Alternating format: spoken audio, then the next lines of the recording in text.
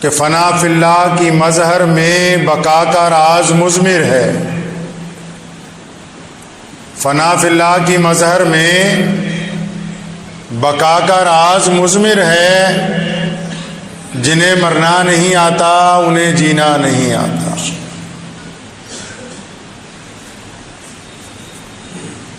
اسی سال کی حضرت سمیہ رضی اللہ تعالی عنہا کو ابو جہل نے پکڑ کے ان کا سر پانی کے ڈول میں ڈبو دیا اور اوپر ہاتھ رکھا ہوا ہے. بہت دیر ہو گئی اور جب بہت دیر کے بعد ابو جہل اپنا ہاتھ اٹھاتا ہے تو سمیہ جب پانی سے اپنا سر باہر نکالتی ہیں کہتی ہیں اللہ احد، کہ اللہ وحدہ لا شریک ہے، اللہ ایک ہے. ابو جہل پھر اس کو کہتا ہے سمیہ تو 80 سال کی ہو گئی ہے، بوڑھی ہے، یہ کس چکر میں پڑ گئی؟ محمد رسول اللہ صلی اللہ علیہ وسلم کے پیچھے لگ گئی ہے. اس دین کو چھوڑ دے تاکہ ہم تجھے اذیت نہ دیں. قربان جاؤں 80 سال کی اس بوڑھی عورت نے کیا کہا؟ فرمانے لگی ابو جہل اگر تو میری بوٹیاں بھی کتوں سے نچوا دے تو میری رگوں میں جو کلمہ لا الہ الا اللہ محمد الرسول اللہ صلی اللہ علیہ وسلم داخل ہو چکا ہے، یہ نکل نہیں سکتا.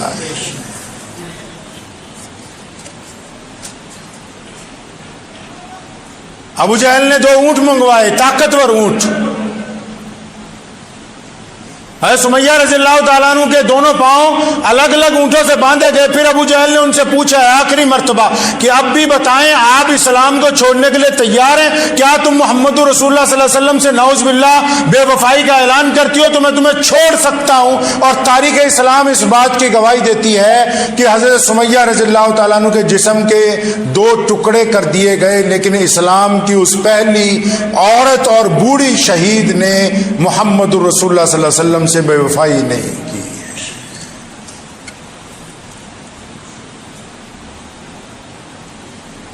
امیہ نے حضرت بلال رضی اللہ تعالیٰ عنہ کو باندھ رکھا ہے، گلے میں رسی ڈالی ہوئی ہے اور چھاتی پر ایک پتھر رکھا، پھر دوسرا رکھا، پھر تیسرا رکھا، اور پھر مکے کے بدماش بچوں کو بلا کے حضرت بلال کی رسی ان کے ہاتھ میں پکڑائی اور کہتا ہے اسے گلی گلی کھینچو، اس کو ریت کے اوپر لٹاؤ، اس کی چمڑی جل جائے. اور بار بار پوچھتا بلال اب بتا کیا اب بھی تو محمد رسول اللہ کا غلام ہے؟ بلال اب بتا کہ اب بھی تو ایک اللہ کو مانتا ہے؟ بلال اب بتا کہ اتنی اذیت کے بعد بھی کہ وہ ہماری غلامی کا اعلان کرتا ہے کہ نہیں کرتا؟ تو سیدنا بلال نے کہا تھا اللہ احد، کہ میں اعلان کرتا ہوں کہ اللہ کے علاوہ عبادت کے لائق کوئی نہیں ہے.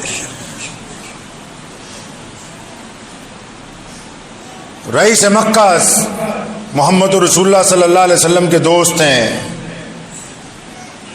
بڑے اولو العظم صحابی، سب سے بڑے مسلمان سیدنا ابو بکر صدیق رضی اللہ تعالیٰ عنہ. ایک دن کفار مکہ نے ان پر حملہ کیا اور یہ ہجرت سے پہلے کی بات ہے، اور ابو بکر کو مارا، اتنا مارا کہ چاروں طرف سے مشرکین نے پتھروں کے ساتھ، چاروں طرف سے لاٹھیوں کے ساتھ ابو بکر صدیق کو زخمی کر دیا گیا.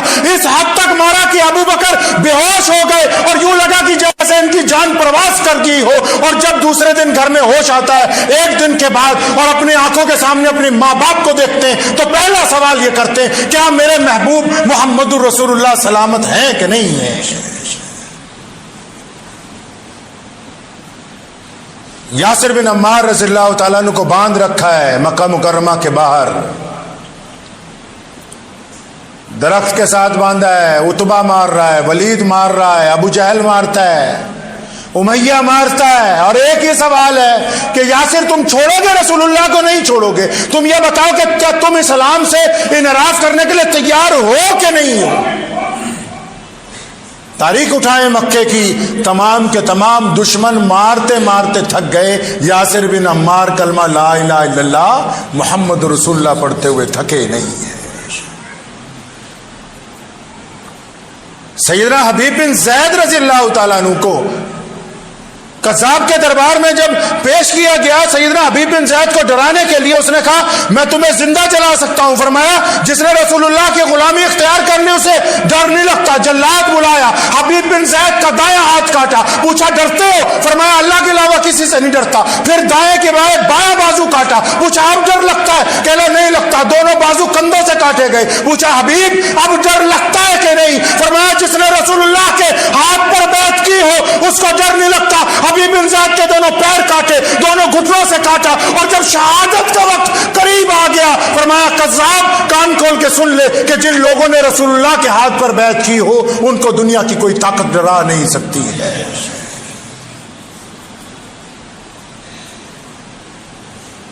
कितने सहाबा हैं? सैयदना अमीर हमज़ा रज़ियल्लाहु ताला अन्हु का जब जनाजा हुज़ूर सल्लल्लाहु अलैहि वसल्लम के पास लाया गया था, वो नबी जिन्होंने इंतहा जुल्म की बर्दाश्त की हो, जब अपने चचा के जनाजे को देखा कि छाती फटी हुई है, दिल निकाल लिया गया है, जिगर निकाल लिया गया है, पैर काट दिए गए हैं, आंखें निकाल दी गई हैं, जुबान काट दी गई है, अपने चचा के जनाजे को देखा, उस चचा के जनाजे को जो सबसे ज्यादा महबूब था मुहम्मद रसूलुल्लाह सल्लल्लाहु अलैहि वसल्लम की आंखें नम हो गई और फरमाया हमजा तो शौदा के सरदार हैं आज से। प्यारे नबी हज़रत मोहम्मद रसूलुल्लाह सल्लल्लाहु अलैहि वसल्लम ने एक वक्त में ऐलान किया, फरमाया मुझे चंदा चाहिए। मुशरिकीन ने हम पर हमला किया है, तो एक औरत आई, पता है कि रसूलुल्लाह के पास साजो सामान नहीं है, असला नहीं है, अपना दूध पीता बच्चा लेके आई। फरमाया रसूलुल्लाह ने कि इसका क्या किया जा सकता है? कहने लगी या रसूलुल्लाह आप इसको अपने साथ मैदान में ले जाएं, और क्योंकि आपके